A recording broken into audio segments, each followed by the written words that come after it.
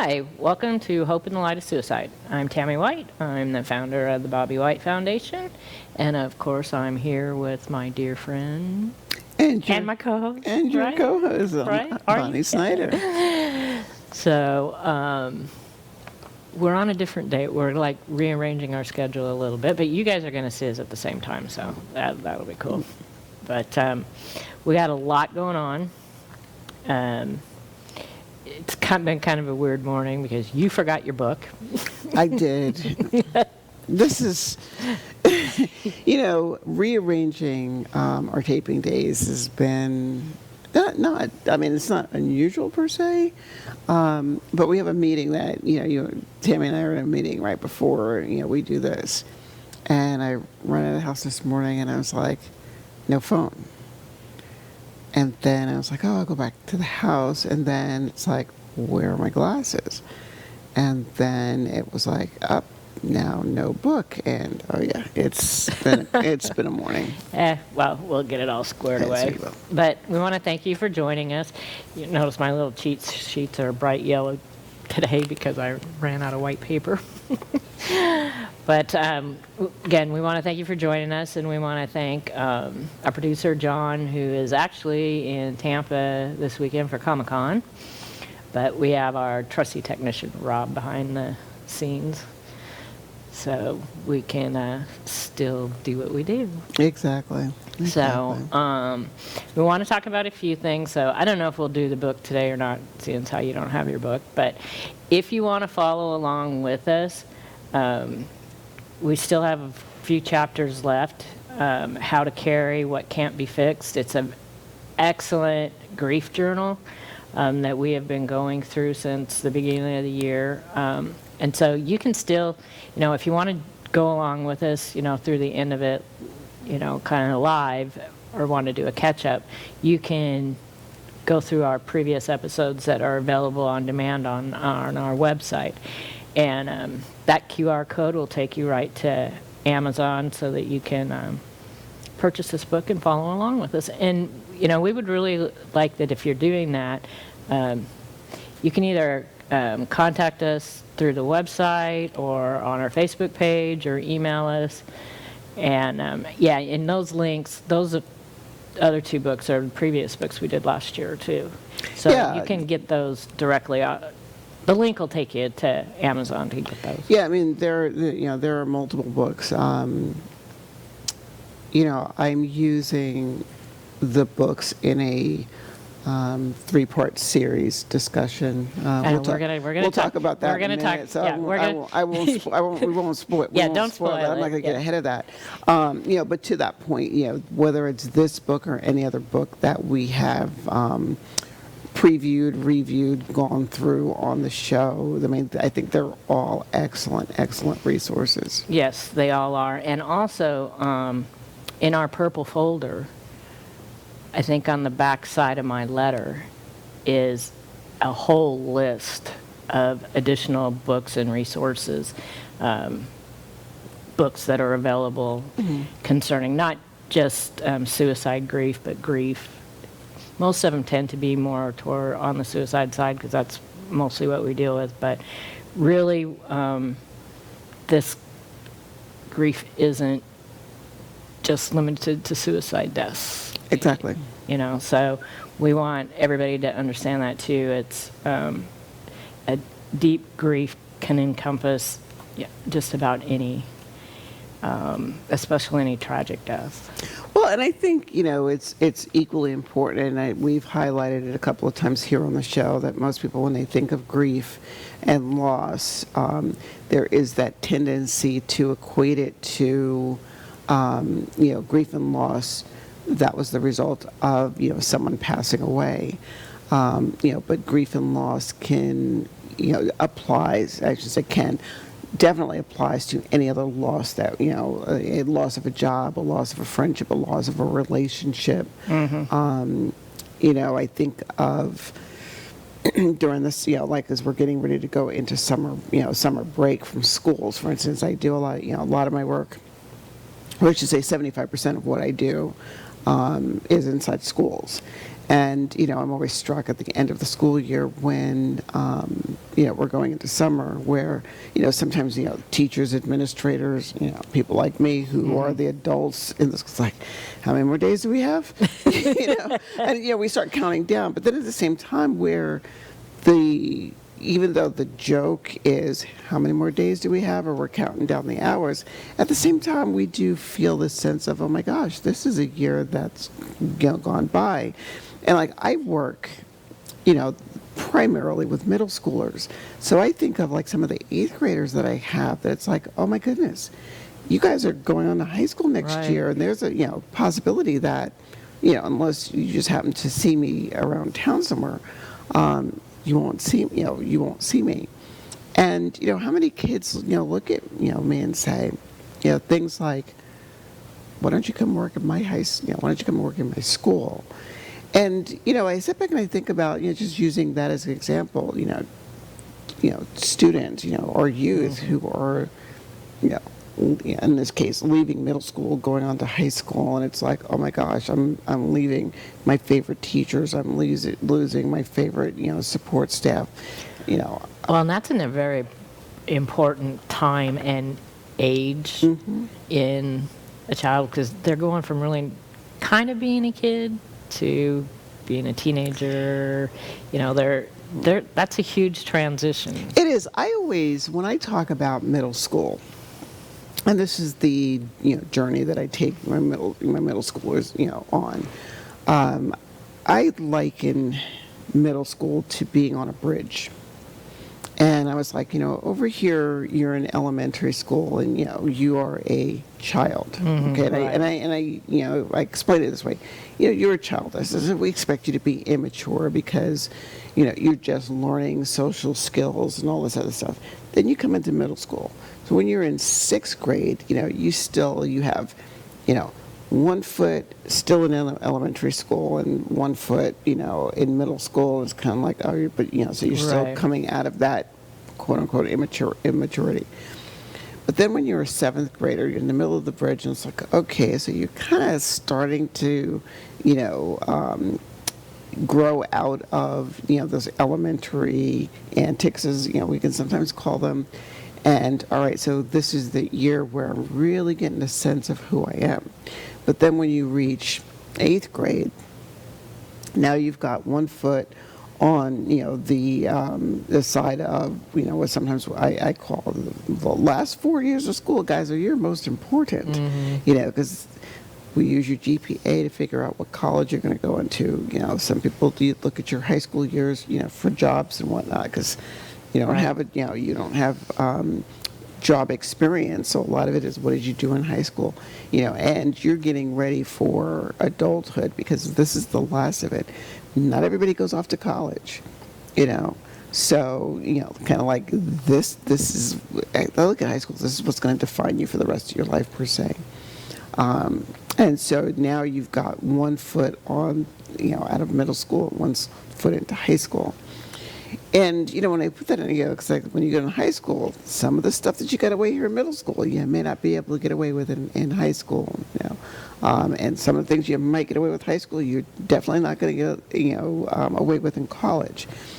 But using that metaphor of, the transition that students go through from elementary to middle to high, I think is a really good parallel to what we talk about here in terms of there's the newness right here, there's the going through that transition of dealing with change. the loss and whatnot, Right.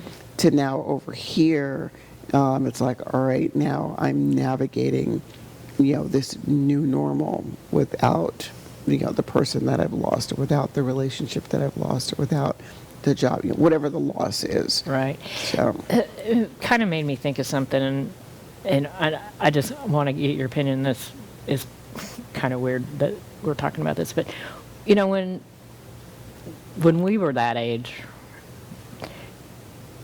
elementary school went to 6th grade. for me, 5th. Oh, did it? Okay. In Jersey. I grew up in New Jersey. It was 5th Okay, grade. so where I went to school, in the West Coast, elementary school went to 6th grade. Then we had junior high school, which was 7th, 8th, and 9th grade. And then high school was 10, 11, and 12. Interesting. And to me, I don't know, I just kind of felt, and it wasn't until I ended up leaving, that part of the country, that I even knew that in other areas, they divided it up different and called, middle school instead of junior high school. And it's just, I don't know, my feeling is that I kind of feel like putting a 6th grader in with the 7th and 8th graders is kind of early, and putting a new 9th grader into a high school with 10, 11, and 12 is kind of early. What do you think? What do I think about that? So I can look at it on both sides of the spectrum and say I understand and I see exactly where you're coming from. Because when I deal with, like I said, a large part of the population are 6th graders. Right. And, what I tell them is, all right, guys, we're not in elementary school anymore, so we don't expect you to do elementary. To your point, the term junior high, I don't know whether that's an old school term. That's just because that's what I mean it. when I was growing up, middle school. Well, I'm trying to think what was the name of my middle school. Clayton. I think it was Clayton Middle School. Now, mind you, this is back in the 60s when I was coming, 60s, 70s, when I was coming up. So, it was Clayton Middle School, or some people say, it's what junior high do you go to? So I think the terms are interchangeable. But back to the question, when I look at, if someone were to ask me to design, elementary, middle, and high school, I think in its current form, as I understand it, 5th grade, 6th, 7th, and 8th, and then high school, I like that dynamic because what it does in having the 3 grades in middle, junior high, as we know it, it gives, teachers, administrators, people like me who go into the schools, 3 years to get these students ready for high school. Well, it's the same way, the way we had it, because we had 7th, 8th, and 9th graders in junior high school. Okay, but the So question... you still get them 3 years Well, okay, to prepare them for high school. Okay, I hear what you're saying. Yeah. So then they base your GPA for colleges and whatnot off of 3 years of high school? To be quite honest, I have no clue. Right, and see, and this is, I think I look at it as we have 5 years over here to, if I look at it from a social development, kind of lens. Mind you, guys, this is nobody's theory but my own. Okay, just saying. This is Bonnie's theory. So when I look at elementary school, all right, so we have 5, actually 6 if you count kindergarten. Right. Actually, I might even throw in a 7th when you count, pre-K, because I don't know how it is in others. Like when I was growing up, it was called Head Start. We do have quote-unquote Head Start here in Florida. But it's almost like pre-K is mandatory here, right. Here in Florida at least. When my grandkids were starting school, it's like they got to go to pre-K. What if I don't want them to go to pre-K? No, they got to go to pre-K. All right. So anyway, so I'm looking at, we have, and like I said, I'm just going to use kindergarten for example. Start off at kindergarten because that's traditional. So you have kindergarten through 5th grade to introduce, these kids to more, social skills that are not just limited to, friends and family and the individuals that parents, and grandparents might expose them to. Because mind you, when we're with family, we are, only, exposed to the people that, we're friends with our circle. Right. And so I think, I would argue that it takes a longer time, so those 6 years, to, not only get these, children used to being away from mom and dad and, Right. families into now a Learning how to larger community, socialize. right? So again, they're learning, those, social skills. They're learning, different, about diversity even at that young age. Oh, yeah. So once now we've developed the socialization, mind you, along with the academics and all of the stuff that goes along with being in school. Now I see middle school as now we are taking and fine-tuning that socialization, but now we're equipping you for independent, basically independent living. So where, when I think of, some of the expectations that we put on middle schoolers, you know, here's an assignment. It's like I work in a health class. I would go in once a week and take over this health class. And, I think of some of the projects that came up, and basically it was like, here's a topic, all right? And let's say if we're talking health class, let me think of something good. Pick a disease or a doctor, and you're going to talk on this, all right? And that's it. So, in developing that independence, the students had to choose what doctor they were going, what doctor or disease. They were responsible for doing all the research. They were responsible for bringing back a finished product, and voila. And so if I equate that to the working world, we know what we're supposed to do in our respective jobs. When I walk into, that's why I'm going in the office. I don't typically work in an office, although I have one. But anyway, my supervisor, for instance, she doesn't look at me and say, okay, now Bonnie, this is what I want you to do each day. I have expectations, like I know what my job entails. Right. There's a lot of autonomy in getting it done. I don't think I could do that if I did not have a sense of independence and being able to work independently. So here is, again, this is where in middle school, I think we're really honing those skills. Let's teach you independence. Let's teach you, hey, you're not always going to have, think back in middle school, a teacher holding your hand or someone holding your hand to guide you through. Right. Well, my thing is wondering is, and I agree with all your sense of what, each of those are doing, but is taking a sixth grader, putting him in middle school, taking a ninth grader, putting them in high school instead of the seventh, eighth, and ninth together. Those younger people going into an environment with the older kids. I just am wondering, to me, I feel, and this is just my own opinion too, is that maybe just having that one more year. No, because they're moving with their cohorts. Well, and I totally get that, but I don't know. I couldn't imagine being, back when I went to school, taken out of my grade school at sixth grade, being put in to junior high school. Well, if you look at it in this respect too. And the ninth graders. And as far as the preparedness, the mental health, what is being put on you now that, okay, now this is a jump, this is a leap for you. I look at it like this too. Fifth grade going into sixth grade, if I'm getting my numbers right, you're 9 turning 10, right? So 5, 6, 6, 7, 8, 9, 9, 10. Yeah, 2, 3. All right, let me think. I have two 12-year-olds who are just coming out of sixth grade. So they were 11, 12 going into the sixth grade. All right. So I look at it as in elementary school, you're in those single digits, and you're just at double digits when you're in fifth grade. So now you're taking double digits, and the beginnings of your double digit years, is you're in middle school now.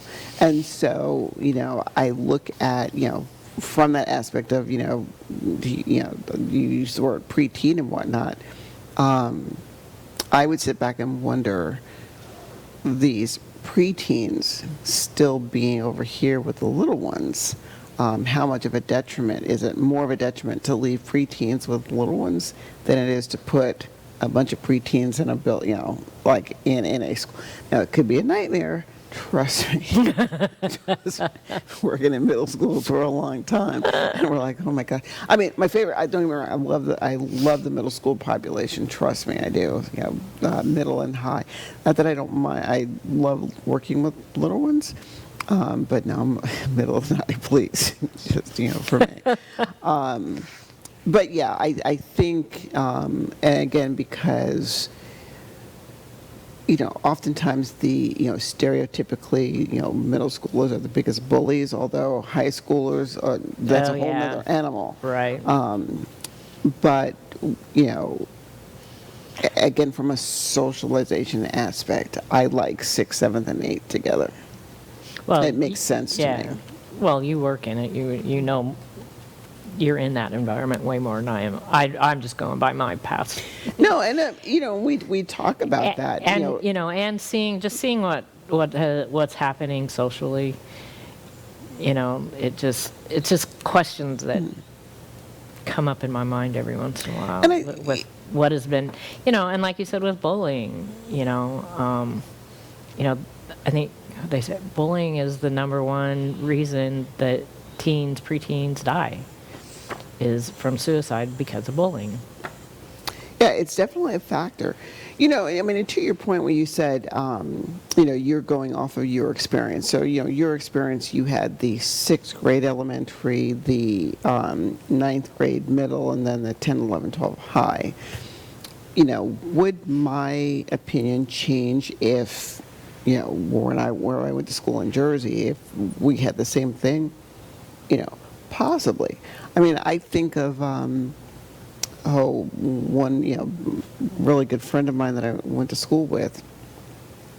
And as we used to argue about when we met. I say 14. She says no. Actually, we met when we were 8. Okay, that's a big difference. Well, I mean, it is, and I'm trying to think. Like, did we meet when we were 8? And I think we may have met when we were 8 because she was. Anyway, that's going down a rabbit hole. But anyway, she went to a private school, a Catholic school, and so her entire, elementary, middle school years were a private school, Catholic school. She didn't come into public school until high school. And so when I look at, what's best, looking at it through these different lenses, like I said, you had, what I'm going to call an extended elementary school. She's coming from a private school. I came from, and I might say traditionally people think elementary school ends at 5th, middle school ends at 8th, high school begins at 9th and goes to 12th. Would my opinion change if I had those other experiences? Who knows? Possibly. We are guided by, a lot of things we are guided by our experience. Right. That's interesting. That school starts in a couple of weeks, though, right? The 10th of August for us is the first. Oh my gosh. It just seems like summer always goes so fast. It does. I mean, I typically start on the 10th. My school year starts usually I give teachers, the opportunity to, get in, get settled, get their kids all squared away. And then usually like, Bonnie, are you coming back? I'm like, yes, I'll reach out to them. Hey, I'll give you 2 weeks to settle in, and then, I'll come in about the 3rd week or so. Okay. Well, that'll be fun. So it's going to be busy, actually. These next few months. The next few months, because you got back to school. We've got events. So first we're going to talk about Art for Hope. We're going to touch on ASAPs, because that's right the next day. There's just a lot going on. And going back to school, there's a lot. So our annual fundraiser, Art for Hope, is back on in person at September 8th from 6 to 9 p.m. at the Hilton Garden Inn out there in Lutz. Everybody's excited to be in person. So we are still looking for some more sponsors, although we have got some really great sponsors already. Of course, we have 9 Round Kickboxing. Of course, our producer, Area 52 Media Group, Hilton Garden Inn, Greg Schindler State Farm, Law Office of Deborah Diaz, Dr. Vasilios Ninos. He's a chiropractor with neurology. He's really, really good. And of course, Pasco Camera. And then also there's been, some other donations for baskets, and of course we got our dessert sponsor, Leanne's Cookies, and those are always awesome. I actually saw her the other night at another event. And of course our photographer, he's always been our event photographer, Rick Redmond Photography. And new this year, we're going to have a photo booth. Nice. So, and they asked me when we were at WPBA, I don't know, a week or so ago, a couple of weeks ago, about a theme. And I'm like, we've never really had a theme per se to the event. So like I mentioned at our meeting this morning, when we have our committee meeting, to see if we want a theme. And I gave it to them too, you guys think of, something. I said, I'll talk to them, and see if they want anything specific. So I don't know what they're going to come up with. But it's going to be a lot of fun because we had the photo booth at, what she's calling it, our summer something breakfast. And they had the photo booth there. And everybody had a ton of fun. And it's really kind of unique because you can get your pictures taken, and then you can do it two different ways, separately or both, where you get your picture taken, and then you go up to the little thing, and you type in your phone number, and your images are immediately digitally sent to you on your phone. Nice. Just boom, just like that. Or they can print them too. So we'll end up having both at the event. But I just thought, oh wow, that's really cool. It's right after you're done, and boom, you get your pictures. So that's going to be really cool. And then of course we're Jackie Skelton from JR World Travel. She donates a big lottery board with tons of lottery tickets on it. I think I mentioned before, I think the last time we had it, my brother-in-law won it. I don't remember who won the first year, but that's always a big hit. And of course, we'll have, a lot of gift baskets. We're beginning to collect those. So we're really in the midst of that. I'm going to try and get out to the hotel. I know I said this before, I just haven't really had a chance, because if you get a chance to go out to the hotel, pretty much all the artwork that is hanging on the main floor is for Art for Hope.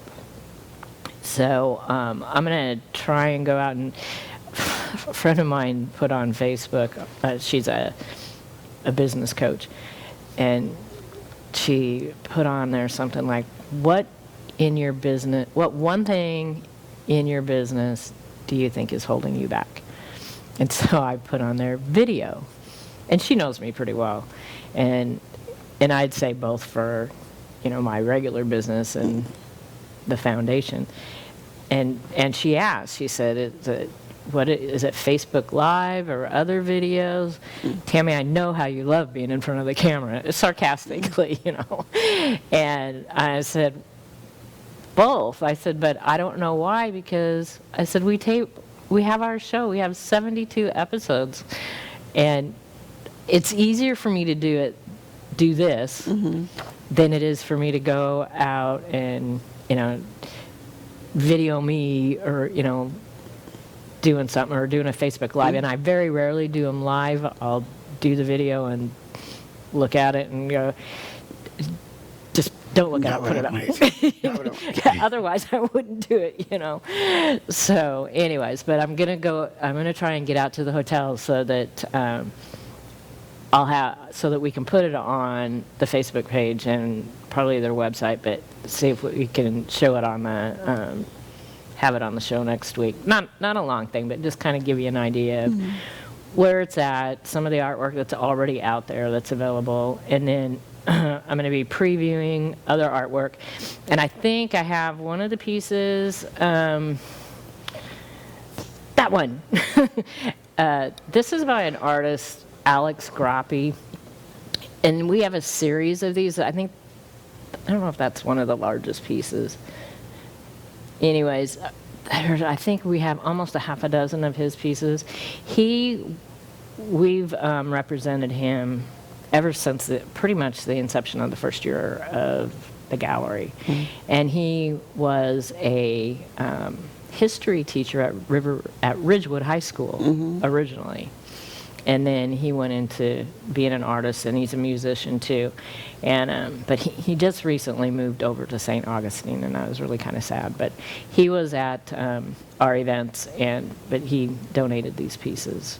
And that's a beautiful piece. They're really cool, and he's got them titled like the final frontier of something. And some of the pieces he was teaching children's art classes, and he had the kids name the pieces. Nice. And I think it comes from a series I think he calls Color Poems, and then has these big long names. But anyways, they're really super nice pieces, and they're original on canvas. You have to see him in person, because just a picture of him does not give you the depth of those pieces at all. So we have that, and we're going to be featuring out the piece. Also, our door, which we have featured before, that was done by my nieces.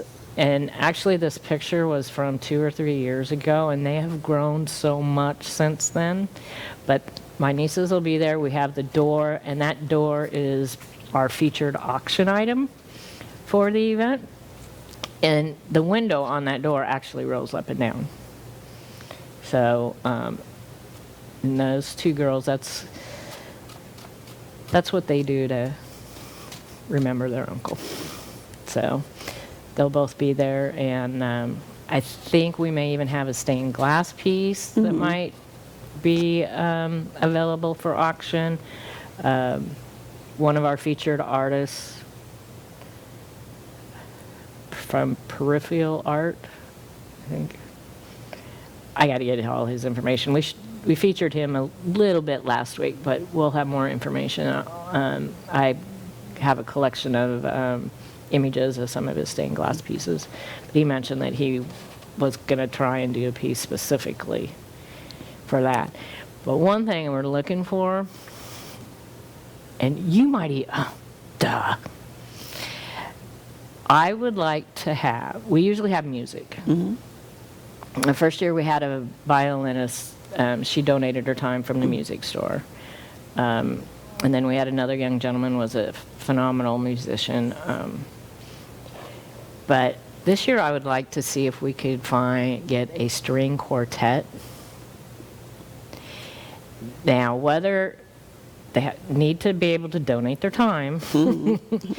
I called one of the music studios here in town, and then a couple of people suggested trying high school orchestras. That'd be interesting. And they could get community service hours for this.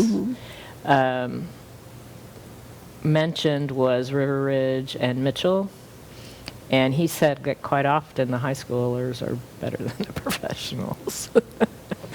Well, I think sometimes what I look at is that a true statement? I look at the passion that would go into it. Professionals we know our craft and right. Yeah, exactly. Yeah, that's where. And I'm not saying that we. I say we. Just using that term, professional. I think also too, bringing young kids, young students into it, or the younger set into it, adds a whole other dynamic to the event, especially when you consider how much loss and suicide and loss and whatnot affects young people. Right. And so to have Well, the young man that was our musician for our second year, Daniel, he was actually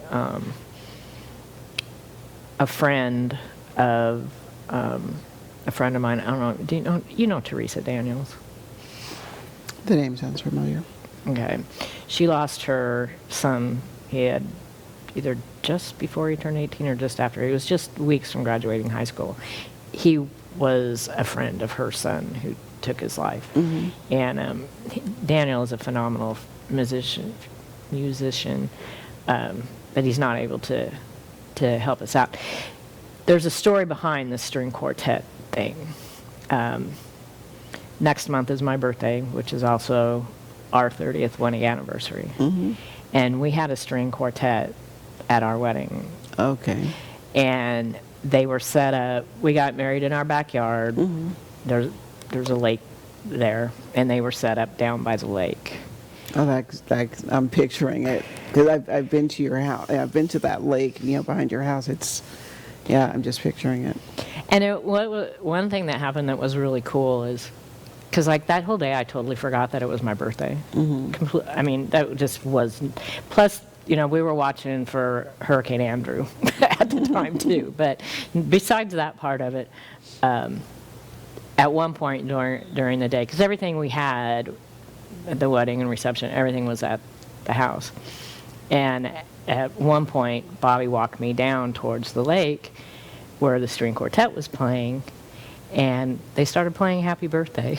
Oh, nice. And it was just so cool, And so I thought that, with us having our 5th annual and being so close to our anniversary, it would be cool if we could get a string quartet. String quartet. Because, I mean, it's going to be something different than what, some people would think of, but... Well, I mean, we can talk offline, but yeah, I can reach out to the high schools and we have music departments. One of our members in the Tuesday WPBA group knows the coach at Mitchell, so I just don't know the people in that group. Gotcha. But if we could, if anybody in our area that sees this and they have a contact with any of the local area high schools, please reach out to us, because I think it would be really cool. I think so too. So, anyways, okay, I think we got is that pretty much all our Art for Hope, I think. And then the next day... The very next day is Walk for Recovery? What is it? It is, that's the title of it is called Stronger Together. It's the ASAP Annual Recovery Walk, which is an event for those of y'all that are here, local. In Newport Richey, we're doing it at Sims Park from 5 in the evening until 8.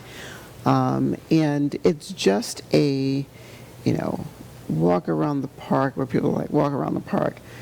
If you've never walked around Sims Park before, you're missing it. It's so, quiet, relaxing, kind of, some very scenic. But, the idea of the walk is to bring, awareness to recovery, celebrate those that are in recovery, bring awareness to folks who may not know or understand what recovery is, and just raise awareness for addiction and addiction prevention, as well as the mental health connection that goes along with that.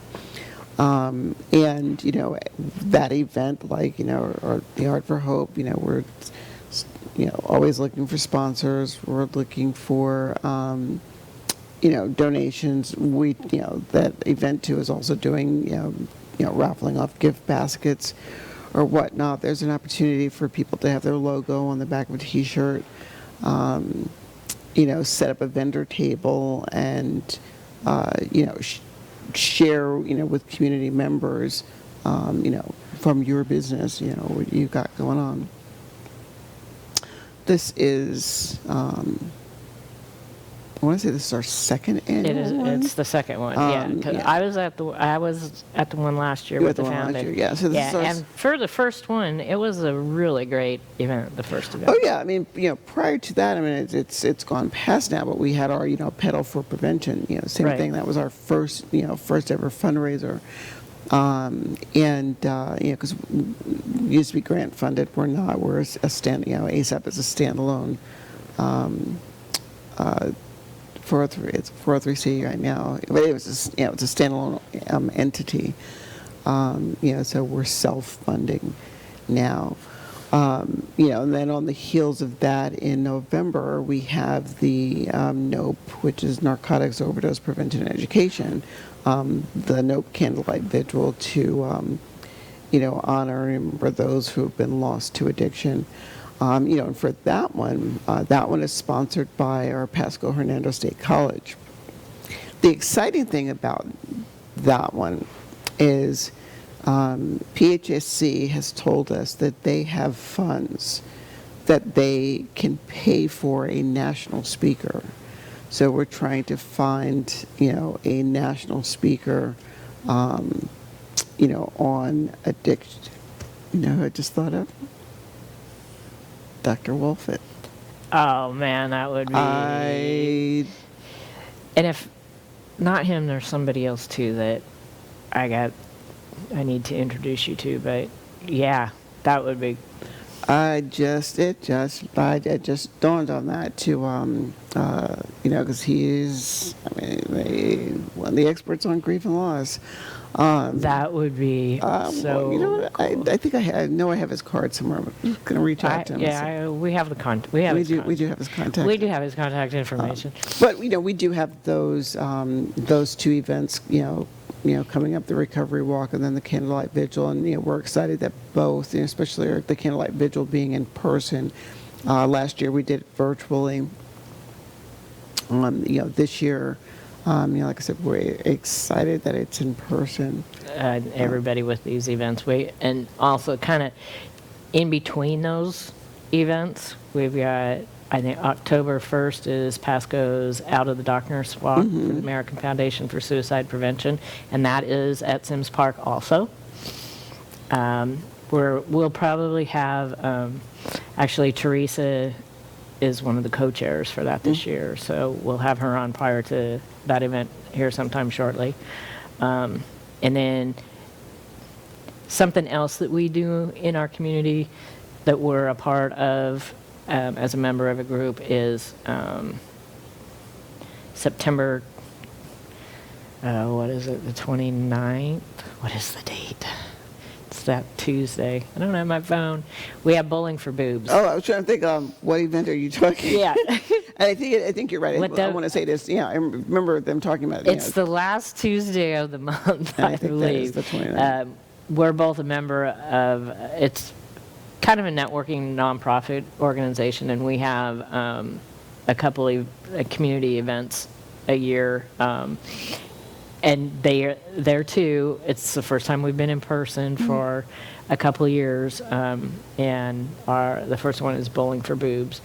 And like with our two first events, Your Walk and Art for Hope, those events actually are happening during the week of National Suicide Prevention Week, but and September is International Suicide Prevention Month, but isn't it also,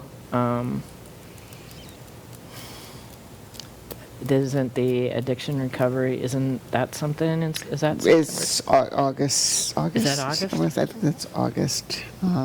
August, September. Because we were, trying to get the date of the walk in the same month of the awareness month. But timing and whatnot, we couldn't. But Okay, so all of those months, awareness months tend to blend. Recovery and addiction, recovery, suicide and whatnot, and then follow that up in October with Red Ribbon Week. Right. We've got that coming up. Well, and that's also Breast Cancer Awareness Month. Yeah.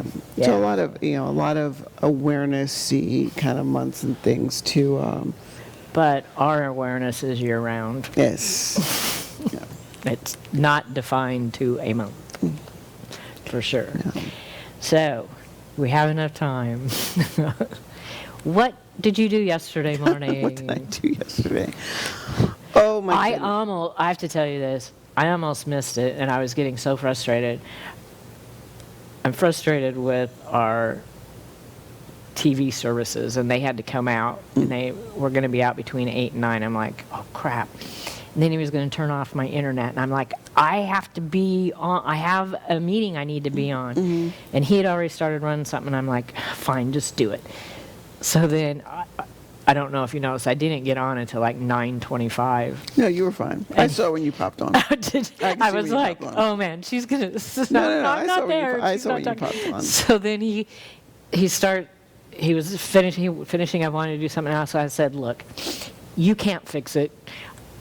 I got to go. I have to be on this call. And I just kind of shoot him away. And then I was like, whew. And I could tell you hadn't spoken yet, but I was like, oh man, I was sweating. Yeah, I gotta love technology. And so a little bit of a back history, and I want to say yesterday was 123. So if we divide that, so it's almost 2 years, well, a little over 2 years now. It's over 2 years ago. 3 individuals got together, 123 weeks ago, and developed this virtual meeting. I'm just going to loosely call it a meeting right now, called the Lifeline. Now, prior to that, we're trying to figure out what is this thing called life, and it's the word life in all capitals because it's actually an acronym. And it's a program that was born in Pasco Hernando State College. And the individual spearheading that is, he's still at the college now. But at the time, he was an adjunct professor, I believe, at the college. Dr. Emery Ailes. Mm-hmm. I know Dr. Love Dr. Ailes. He's really cool. An amazing individual. I'm going to try and get him on one day to talk about the Lifeline. But anyway, so Lifeline, life stands for linking in faith and education. And so when you think of the Lifeline, it is, a bunch, I should say bunch, but it is typically, the faith-based community and faith-based leaders in our community who all come together. And the purpose of it, much like any other network, when I think of ASAP and our general coalition meeting, it is designed to, talk about, community awareness, community events, and then they, will typically have, a featured speaker with the community message. Now, in the past, we'd had these speakers where they would come in, it would be 1 week, they would do their piece, and then, life would go on. So 1 week we had a woman came in, and the topic that she spoke on, this was in the midst of equity and inclusion and all this stuff. But anyway, they said, you know what? Some of these discussions, they cannot be done in just one session, so we need to do it in like mini series of 3-pointers. So I was asked last month if I would not mind doing a 3-part series on, I say grief and loss, but the way it was, it was approached to me, it was like, Bonnie, you're a grandmother who's lost a grandchild. You've also lost a child. What do you think about doing a 3-part series on, at first it was like, a grandmother's loss or something like that. And I thought about it, and I was like, okay, you're right. I am I don't use the G word. I'm a nana. My grandkids call me nana. But yes, I lost my grandchild, and there is that grief and loss that goes on with that. But I'm also a parent who lost a child, and unfortunately for me and my family, in the same year. And so yesterday was the first part of this series in which, you know, I'm sitting here like blanking on the title, and it was my title. But, you know, it's basically like, you know, the journey between, you know, living with a loss, you know, but also, you know, a journey to recovery.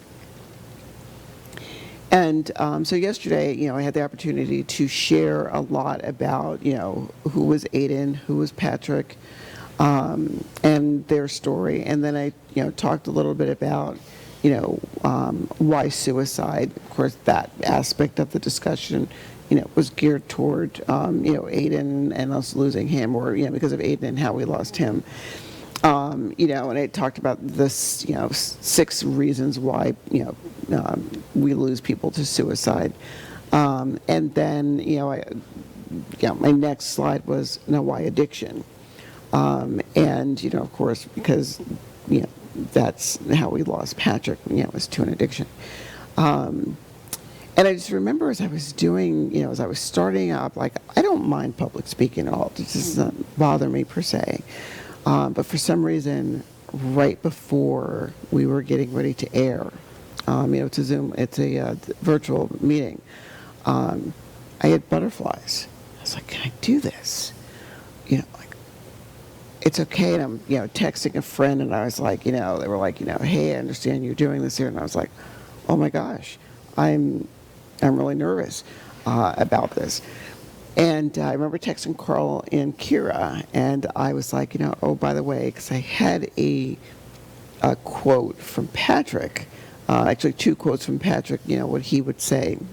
You know, I found this notebook of his, you know, after we lost him. But I was like, I need a couple of quotes from Aiden as well. And I'll just send you those 2 slides, you know, to show, I think they're really, you know, so what was I thinking? I should have used those quotes, that quote for today. But again, it is, you know, it's gone from, let's put a personal face on, you know, loss and grief, you know, the loss. Next week, the discussion is going to be like an overview of, you know, grief, and that it's not linear, and, you know, pulling a lot from the book that we're reviewing now, but also a lot from Dr. Wolfett's work, which I love that man. His works are just, phenomenal. And then when I was talking to Dr. Ailes and Rod Cunningham, who we've had on the show, you know, who's the other, there's like a mini board for the Lifeline, which I think I'm a ceremony, you know, I think I'm a member of. At least they looked at me after the meeting and were like, okay, so we're talking to the board members here. And I was like, okay. I mean, I'm honored. Right. But anyway, I didn't realize that week 3, which is the last day of this series, falls on August 11th. It's the day we lost Pat. And I was like, oh yeah. Am I really going to be able, because I typically don't work. I don't do anything. But I think it's going to be, it might be somewhat cathartic. It's like, is this divine intervention that the last of this 3-part series ends on August 11th. So, but yeah, that's what I did yesterday. Yeah, I got a little, you know, time to, you know, talk about the show a little bit. And then we ran out of time. Well, yeah, I have 15 minutes over. I'm looking and I was like, oh boy. But yeah, I'm glad that they let you continue though, because and they had asked in advance, you know, hey guys, we're gonna go, you know, because like it's you know, this talk is supposed, you know, this meeting is supposed to last from 9 to 10, and 10 is over. But the last couple of times, you know, we've gotten into these discussions that have just gone right. Well, and sometimes and people's like, hey, we want you guys' permission. You know, we want to be mindful and respectful. You know, let's ask for a 10-minute, you know, going over anyway because of our veteran Tony, who was on our show as well. Right. You know, was sharing a lot about what his organization is doing. He has something coming up next month too. He does. Tony's at USF, I believe. Yeah, and he talked about it yesterday, you know, on the Lifeline, where there's a lot of people that are dealing with MST, military sexual trauma, and that is such a another topic that's difficult for people to talk about and or acknowledge. And so Tony and Veterans Counseling Veterans is really doing a lot to bring awareness to, granted these epidemics touch on the civilian world. However, I think sometimes it's lost on just how much veterans suffer from MST, suicide, and all things. And his, like I said, his organization, I'm a part of it, not as active as I could or should be, but his organization sheds a light to that. And yes, he's doing a lot of that. Well, we have a list of the available lifelines, and the new 988 has been released nationally. So the other numbers they're still good, viable numbers. It's just they wanted a shorter number that was easier to remember. So please make sure you have these numbers in your phone. You just never know when they'll come in handy. So it was your turn for our... Rob the quote, please. Grief is itself a medicine. What I liked about that is, most people look at grief as a detriment. They look at grief as something that, like we don't want to deal with this thing called grief. But if you sit back and think about it, grief is a journey. And at the end of that journey is also healing. And along with that, as we always end this out, There's always hope. Absolutely. So thanks for joining us.